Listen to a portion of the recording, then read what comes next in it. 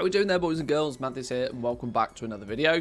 So today we're going to talk a little bit about some of the optional reagents that have been added in patch 9.2.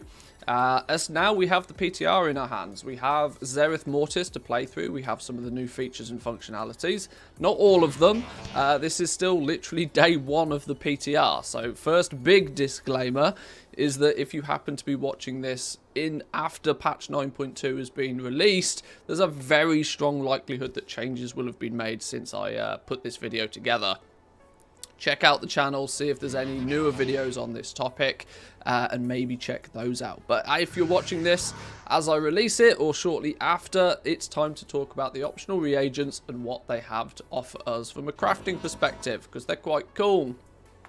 What are we talking about though? We're used to optional reagents in Shadowlands from the perspective of increasing the item level on the gear. We've had crafters marks. We're kind of used to how crafters marks work at this point. But what they've done is they've added an extra slot. You'll see now not only can we specify the secondary stats, not only can we specify the item level that we want to create the bit of gear to, we can also add a progenitor enhancement. This is a little flavorful perk to the gear that's going to give you one of a few different things. Now currently, so far at least, there's 8 of these optional reagents being added to the game, and I thought we could spend a few minutes having a little look at them, because some of them are quite cool. We did some testing today on stream. Shameless promo time, twitch.tv/Manthieus. You can check us out. We stream 5 days a week, often more during PTR season, so come say hi. But we did a bit of testing today. We crafted up a bunch of these, made a few items, and I thought it would be worthwhile giving you guys a bit of a heads up on what they do and how we get them and what they cost and that sort of thing. At least giving you the ins and outs of what we know so far. So there's 8 of them, like we said at the beginning. There's 8 of them so far. The profession guys are going to be responsible for crafting these. There's 4 professions that are going to make these optional reagents so far. We have alchemy, enchanting, engineering, and jewel crafting, and they all get 2 each. So let's start at the beginning then. Let's just get talking about them. What are they?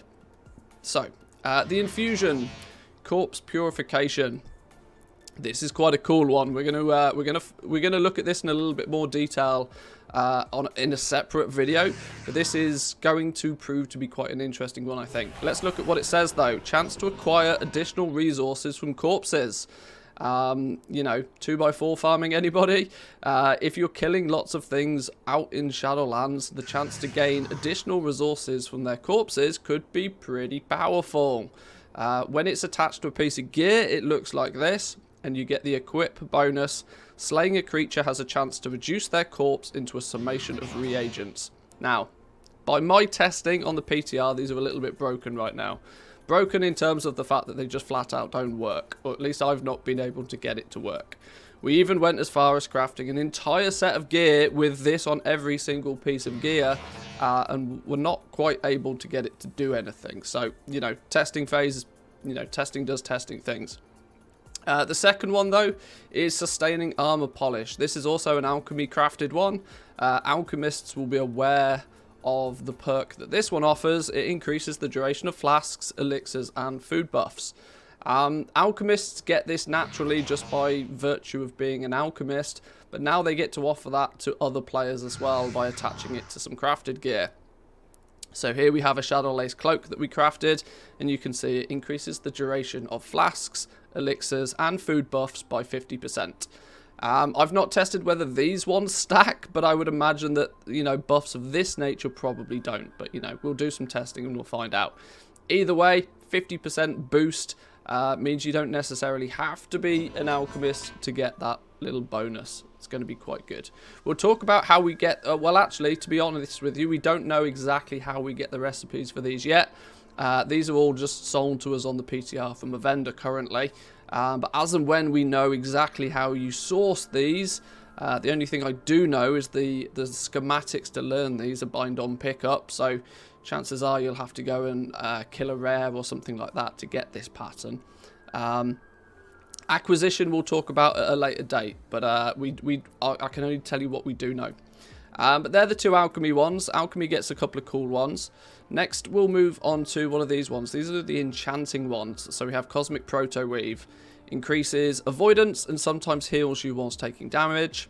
When on a piece of gear, taking damage has a chance to trigger the infused cosmic energy, healing you for nearly 900. If these end up stacking, if you can get this perk on a whole bunch of gear, you're going to have to go really out of your way to die. I'm currently rocking 46,000 health, and yet my character is only item level 218 currently. So I would imagine that if you're healing for 900, chance when you take damage to heal for 900, you're not going to take a lot of, you know, you're going to heal yourself up pretty nicely with these. These could be quite good. The second one that the enchanters get to craft is this one, the magically regulated Automa core. Chance to spawn an Automa core which explodes for damage and healing. Nice throughput little bonus here. When it's equipped, you can see it says your abilities have a chance to spawn an unstable Automa core which detonates after 4 seconds, dealing 314 cosmic damage to enemies and healing nearby allies for 314 as well. Good for your ranged ones, good for your casters. Good little perk to have for sure. Moving on, these ones are the engineering ones. Engineers get 2. Engineers get a really cool one that we'll talk about next. The first one is the erratic Genesis matrix. After being struck by an enemy, builds electrical sparks at 5 stacks. The circuitry shorts and lashes out. Once again, just a little damage throughput one. So, being struck by an enemy builds sparks of power at 5 stacks. The next attack is shocked for 454 cosmic damage. Damage throughput for your melees, for your tanks, those sort of classes is a bonus to them to have.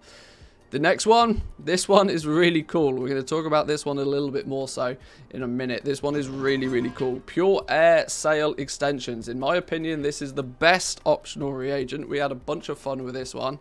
It increases your movement speed and mount speed whilst in Shadowlands. And this one, I can confirm, does stack. This is seriously overpowered as it stands currently. So much so that I sort of suspect that this probably will change. But you can see it has 2 equip bonuses. It gives you not only 62 speed per item, but it also increases your mount speed by 10% while in Shadowlands. This not only stacks, it stacks without any diminishing returns. I went as far as making a complete speed set. I've got it equipped right now. Every single piece of my crafted gear has this speed optional reagent attached to it. And if I mount up real quickly, this little add-on at the top here is called Monkey Speed. We now move at 320% ground speed. We zoom. We absolutely zoom. Let's just go out for a minute. We absolutely fly on a ground mount. Gatherers are going to love this, especially considering we're not getting flying straight away.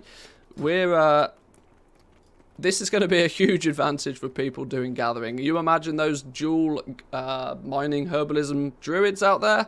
They're going to love themselves a speed set for this. We've seen speed sets happen in the past, but now we're going to get some speed sets up and running for Shadowlands based content. You're going to be real speedy boys.